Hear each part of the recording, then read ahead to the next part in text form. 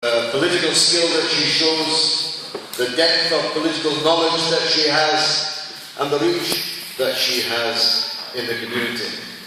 And I think that when you've heard her give her reasons for standing here for the council in Heaton, that you'll agree with me that Halima is for Heaton. Halima, welcome.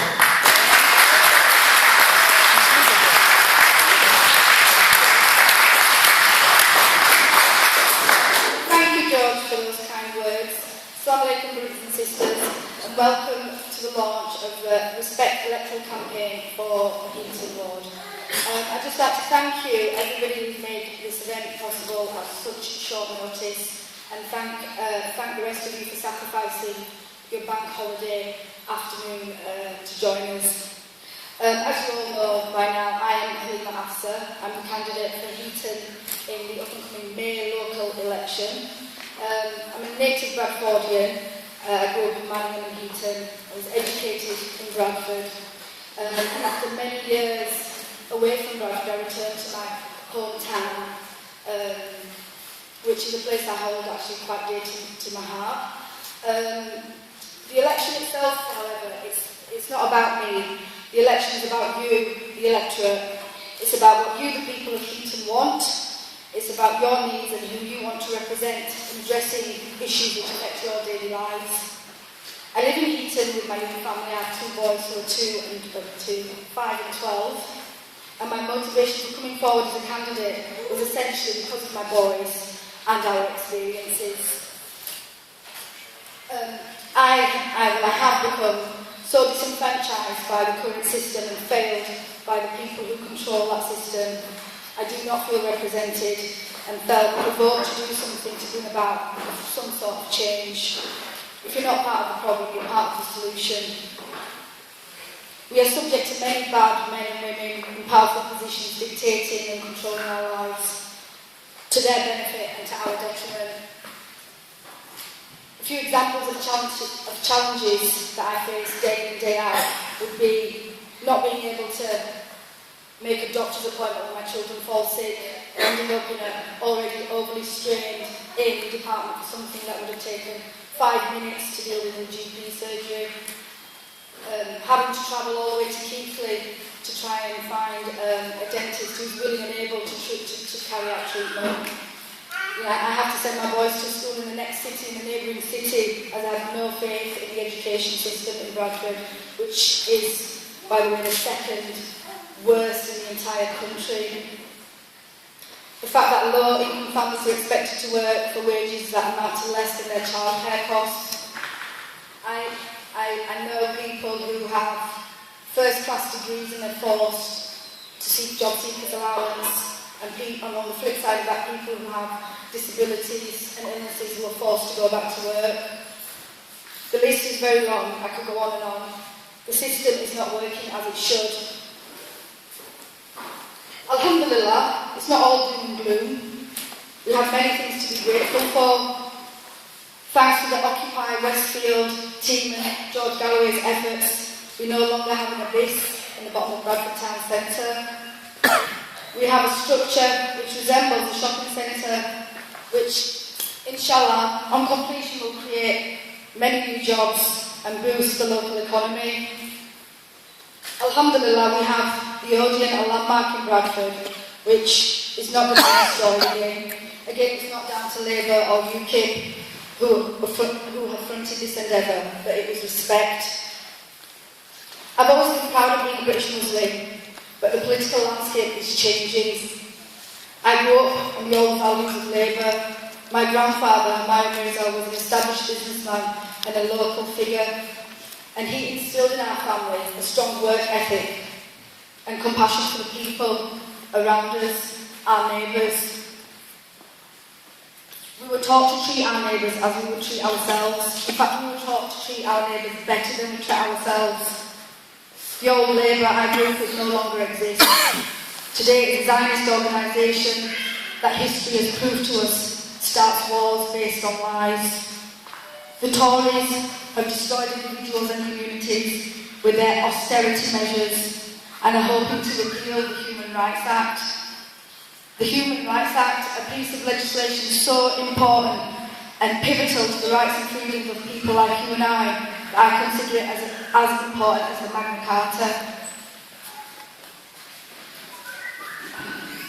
The BNP never bothered me, but UKIP leaves me with a sense of dread. Dread because they have established themselves within the mainstream, albeit to the right, and people are listening to their fascist views. Then we have Respect, who prides itself on being the voice for the voiceless and promotes three core values: peace, justice and equality. Three components which are universally important. Three components which other parties are attempting to destroy. If you choose to elect me as your representative in the May local election, I will do exactly that. I will listen to you and represent you, the people of Heaton, because I, myself, am just like you.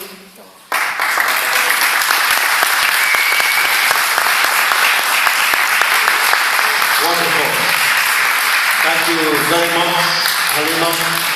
I'm joined, as I said, on the stage by two of our candidates. Shiraz Hussain for neighbouring Tola, a powerful man with, again, a great reach in the community. If you have family there, we implore you to tell them that you met Shiraz here, and anyone who's met him will find him unforgettable. I met him for the first time only a few weeks ago, but already he's a fixture in my life, and I hope I, in his, we see each other almost every day, and he never ceases to impress me. And the warmth of his character and personality is absolutely infectious. So, Shiraz, welcome to the Heaton Lodge.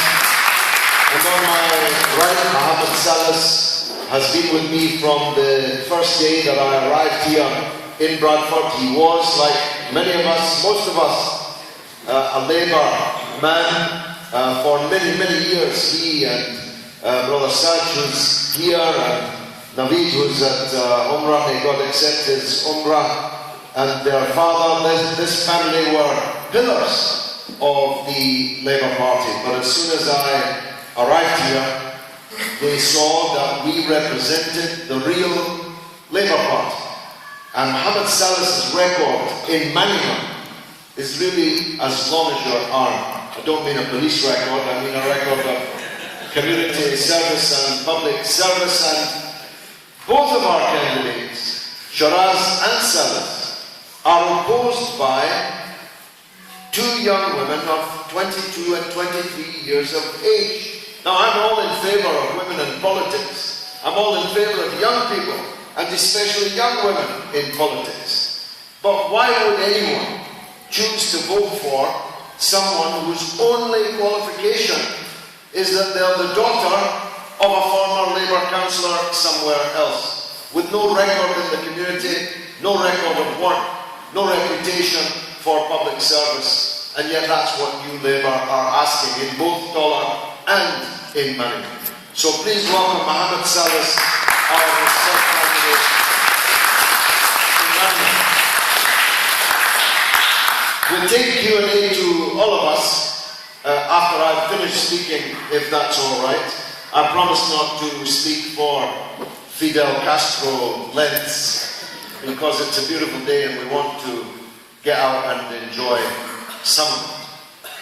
But when I asked myself as I set out on this attempt to be re-elected in Bradford West, I turn a question that's sometimes asked around. I put it this way: what have I done for Bradford? Well, I put Bradford back on the map where it had been lost for decades under Labour, Conservative and Liberal Democrat rule. If you don't believe me, go to Google. Google Bradford prior to March of 2012 and Google Bradford after 29th of March 2012, and you'll see the difference. Everyone is looking to Bradford. Everyone is talking about Bradford. The ministers know that we are here in Bradford. The other parliamentarians know that we're here in Bradford. The media knows that we're here in Bradford. The property developers know that we are here in Bradford.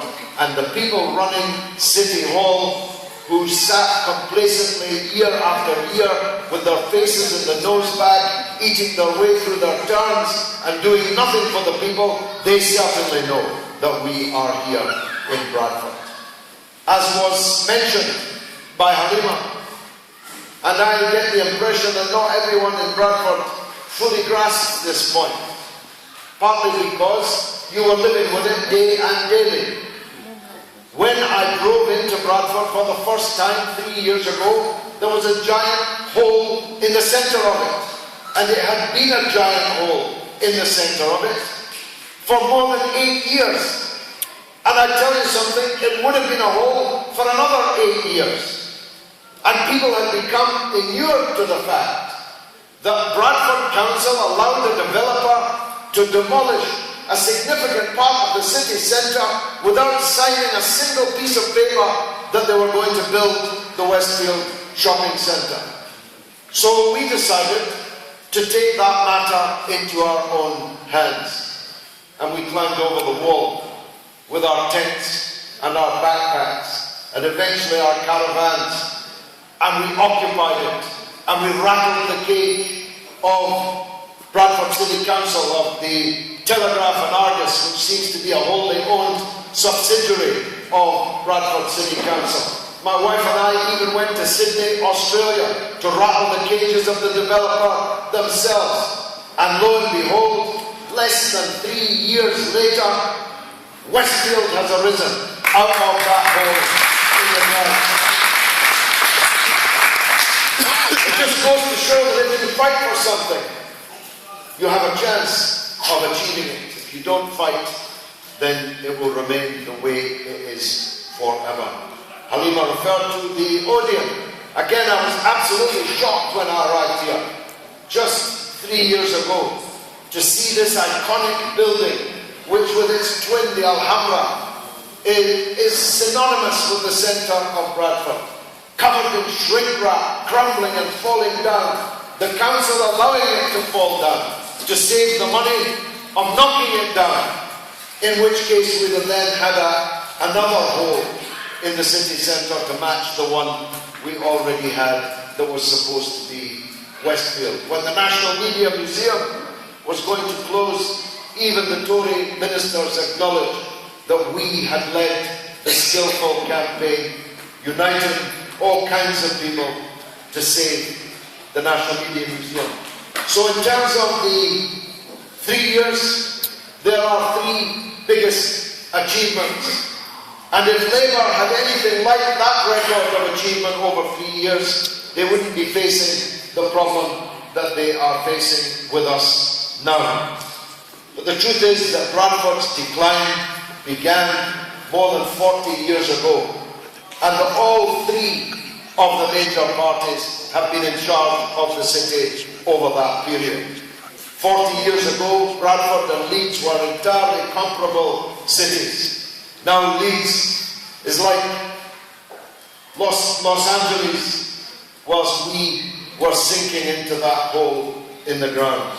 It's got the skyscrapers, the high-rise, the jobs, the income, the services that we don't have. So we needed to put Bradford back on the map, and I believe that we have done that.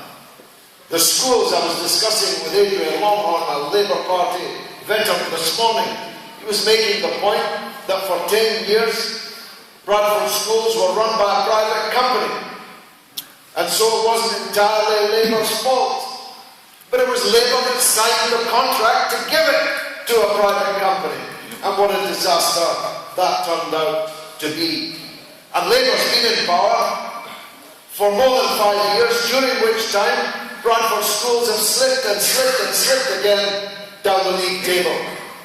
When I arrived here 3 years ago, we were the 5th worst schools in England.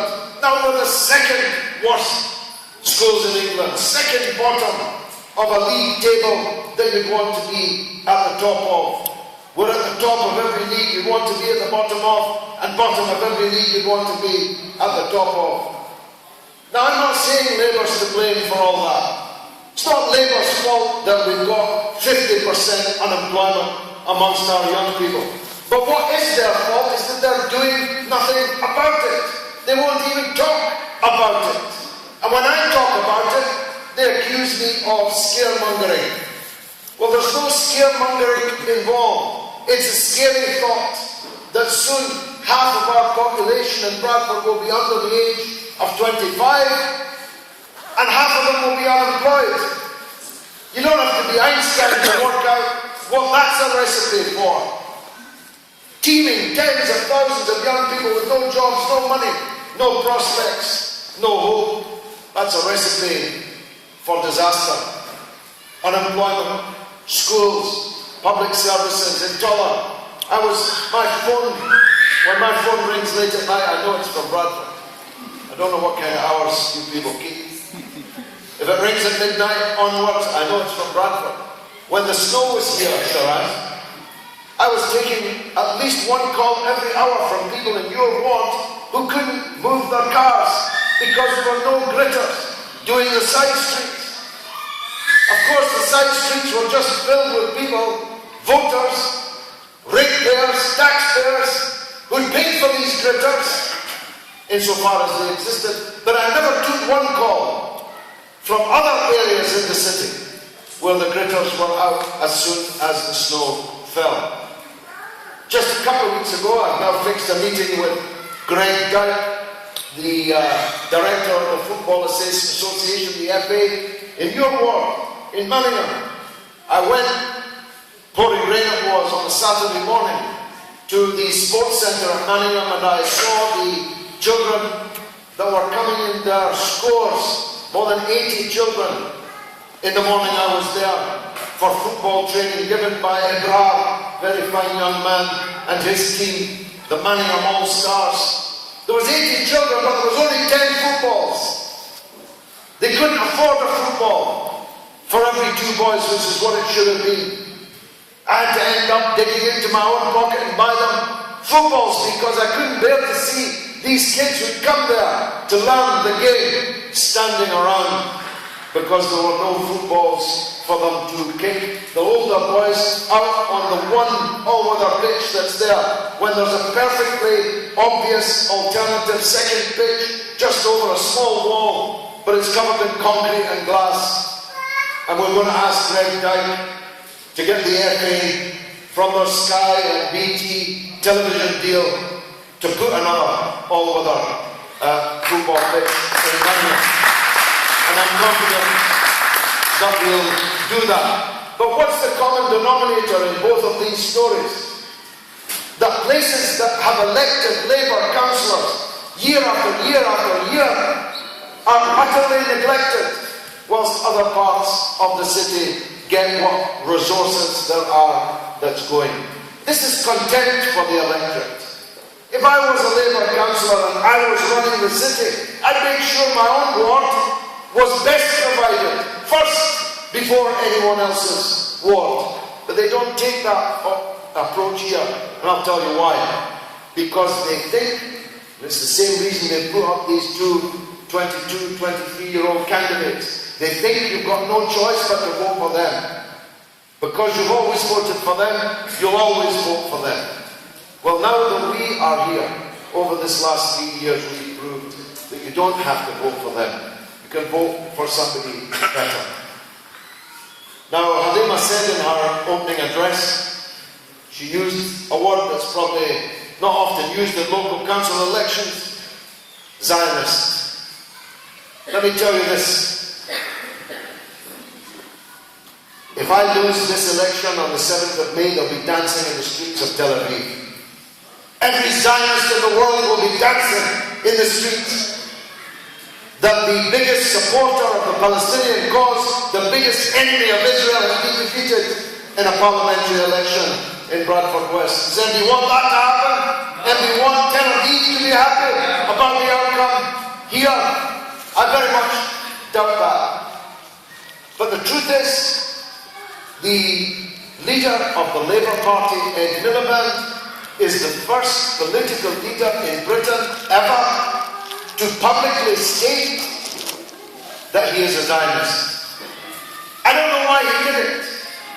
His father, who was a refugee from Nazi Europe, never described himself as a Zionist. In fact, he often described himself as an anti-Zionist. But Ed Miliband declared, just before that bacon sandwich incident, that unfortunate failure to eat a bacon sandwich properly, he declared on the front page of the Jewish Chronicle, there's no reason to disbelieve it, it's there in direct quotation marks, above his picture, I am a Zionist. Well, if he's a Zionist, he doesn't deserve your votes. And the Bradford City Council leadership, who welcomed the Israeli ambassador to the City Hall last summer, whilst the blood was running in the alleyways of Gaza, they don't deserve your votes either. Dave Green should have been overthrown inside the Labour group when he invited the Israeli ambassador to wave his flag, show his passport, and have tea and biscuits. What kind of a Labour leadership during a massacre in Gaza welcomes the Israeli ambassador? Nobody else in the entire country would have done that. Even the government of Britain wouldn't have done that. They'd have said, come back in a few weeks when you've stopped killing. The leader of Bradford City Council welcomed the Israeli ambassador, and the councillors that he leads did nothing about it. Nothing. They didn't even table a motion criticising it. What kind of councillors are these? What kind of Labour is this? I think you know that the Chilcot report will soon be out. I say it will soon be out. We waited 7 years for it. Even 7 years of famine had to come to an end. When that Chilcot report comes out, I want to be in the House of Commons to receive it. I want to be Tony Blair's prosecutor-in-chief in Parliament. I want to make you proud of the fact, as you see me on the news night after night, standing in the chamber, holding Tony Blair and Jack Straw and all the other war criminals to account. I've got the record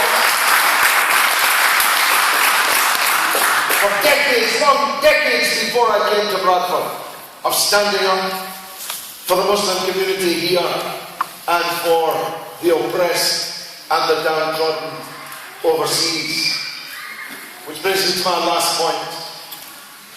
We've been bombing and making war against Muslims overseas for more than a decade.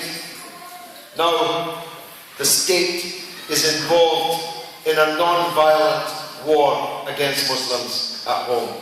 And we've had a taste of it. A major charity came into my constituency the other day, a Muslim charity.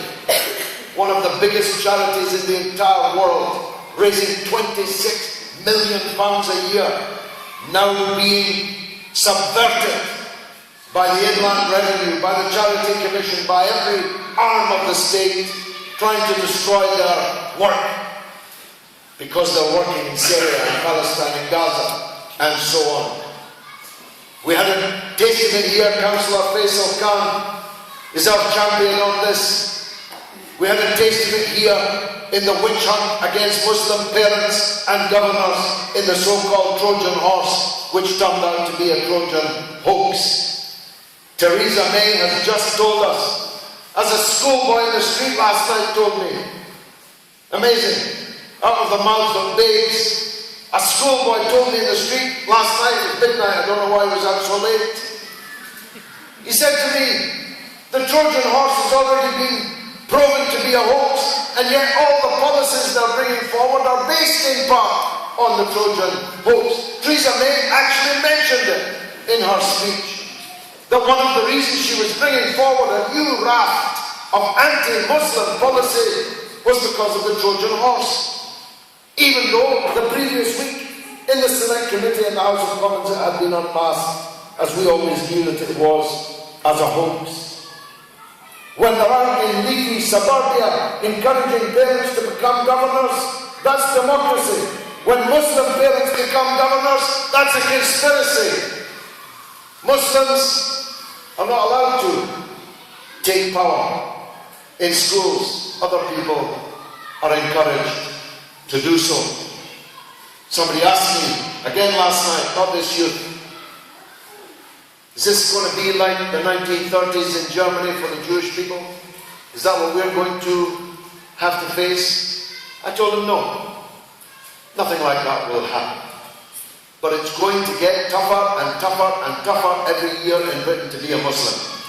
So who do you want standing in Parliament defending the Muslims against this? Do you want me or do you want someone you've never heard of? Someone you've never heard speak, and if you had, you'd know that no one would listen to them. I think I need to be in the next Parliament defending you. I think I need to be in the next Parliament hunting Tony Blair all the way to jail. I think I need to be in the next Parliament, hopefully working with others in Bradford, dragging up the school levels from the bottom of the table, fighting for economic development, growth and jobs. I think I deserve to walk through Westfield as the MP, don't you? After all, who did more than me to get it built? I think I deserve to be able to say to Westfield that when you're making big profits here, as you will, you need to put some of that back into the local community. You need to provide jobs for the local community. We don't want it like that orange bridge to nowhere, actually paid for by us but built by other people.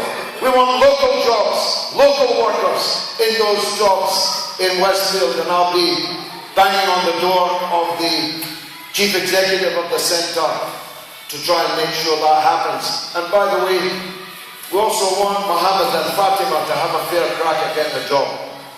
Mohammed, Fatima or Ali have every much as right to have a job in the Westfield Centre as anyone else. There's zero tolerance for racism and Islamophobia here in Bradford West as long as I am the member of Parliament.